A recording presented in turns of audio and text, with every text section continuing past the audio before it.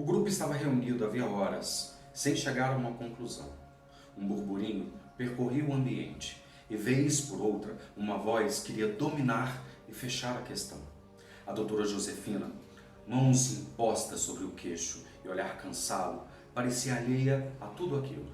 Estava em qualquer lugar, menos em uma sala do IPS, Instituto de Pesquisa dos Sentimentos.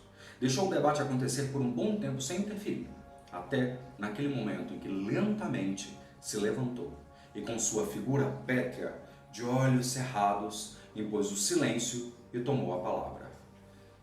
1000 anos se passaram. 1000 anos. E ainda estamos nesse esforço eterno de empatia. Ainda não conseguimos de forma totalmente eficiente. Esta reunião é a prova inequívoca disso. As palavras da pesquisadora-chefe tiveram força de um açoite no grupo, formado pelas melhores cabeças que estudavam o tema em 3 planetas. Alguns não estavam presentes em corpo, e este fato, ao invés de amenizar, por vezes acirrava o debate, pois o sentimento de intangibilidade dava uma coragem que o olhar do oponente, por vezes, suprimia. Observem vocês mesmos.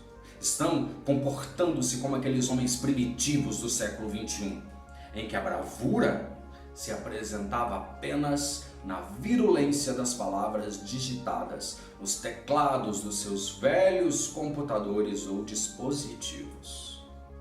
A comparação constrangeu o grupo de respeitados cientistas, mas eles não conseguiram rebater a chefe, que, aliás, por isso mesmo ocupava essa função, por seu profundo senso de observação e análise acurada, para além de toda a sua capacidade técnica.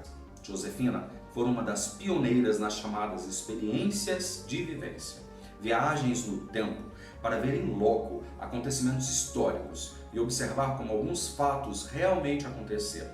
Nessas jornadas, viu os acontecimentos como num filme, mas estavam lá, invisíveis na cena. Tinham um tempo determinado para permanecer e regras de conduta rígidas, comandadas por um código de ética severo. Anos de treinamento eram necessários para integrar uma expedição. Ela era a encarregada de fazer a análise psicológica dos personagens envolvidos, mas agora a proposta radicalizou-se. A doutora prosseguiu como numa preleção de general para a tropa antes da batalha. Nós seremos o primeiro grupo a levar as experiências de vivência a um nível nunca antes experimentado. Seremos o primeiro grupo a vestir a pele. Nesse ponto, fez uma pausa dramática, para deixar que suas palavras surtissem efeito. Quando retornarmos da nossa missão, traremos na bagagem toda a plenitude, o que nos falta, o tesouro dos mistérios da empatia. Mas agora é chegado o momento derradeiro. Quem de vocês prossegue? Se acharem que devem desistir, o tempo chegou. O professor Tomás estava inquieto desde o início e levantou-se abruptamente, falando com rispidez. Eu desisto. Não vejo sentido em voltar ao sofrimento.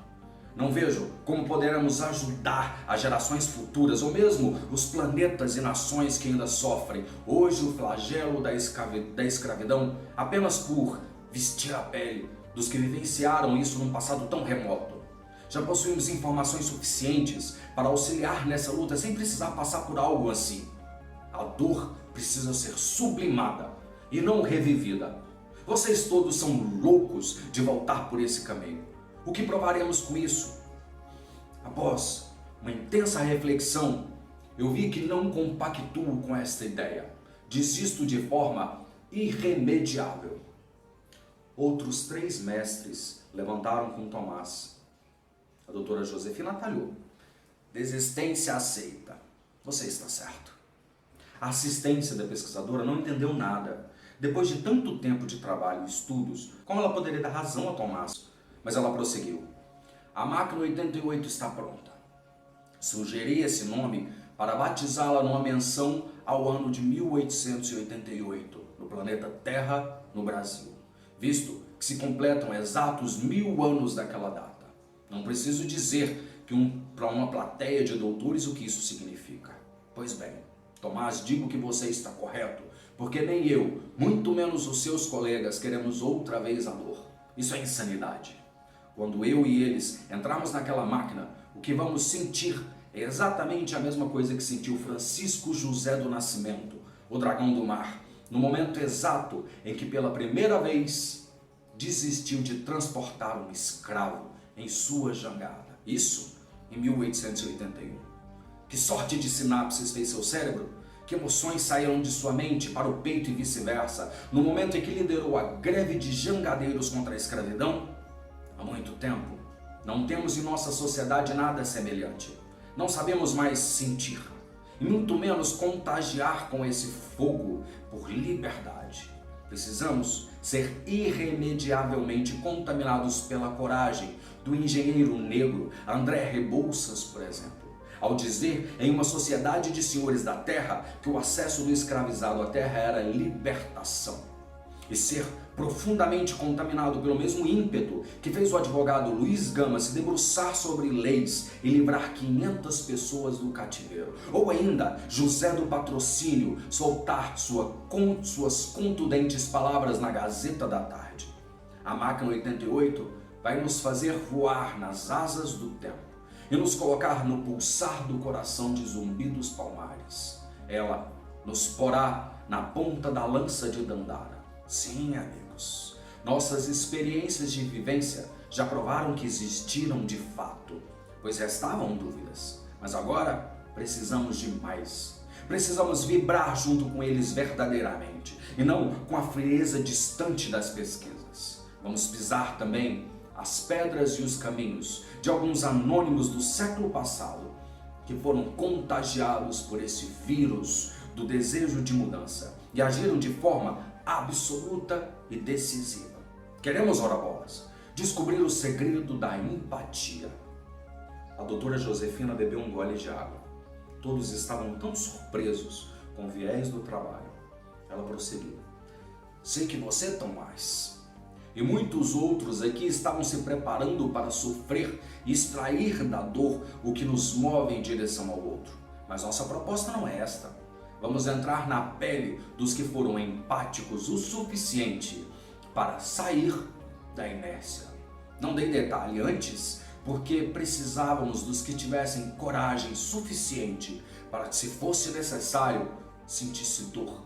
Pois, segundo tudo que já sabemos, este é o primeiro requisito da empatia. A bravura é investir a angústia do outro. Finalmente, depois de décadas de preparação, estavam prontos. Sob o olhar desconcertado de Tomás e seu grupo de desistentes, os que optaram por prosseguir sentaram-se ao redor da máquina, um poliedro com cronômetros e uma tela com imagens dos personagens que seriam estudados. Cada um ajustou o cronômetro para o momento da história e para um personagem. Deram-se as mãos, porque esse toque era necessário, pois todos os pesquisadores partilhavam, cada um ao seu modo, o mesmo sentimento de amor pelo ser humano.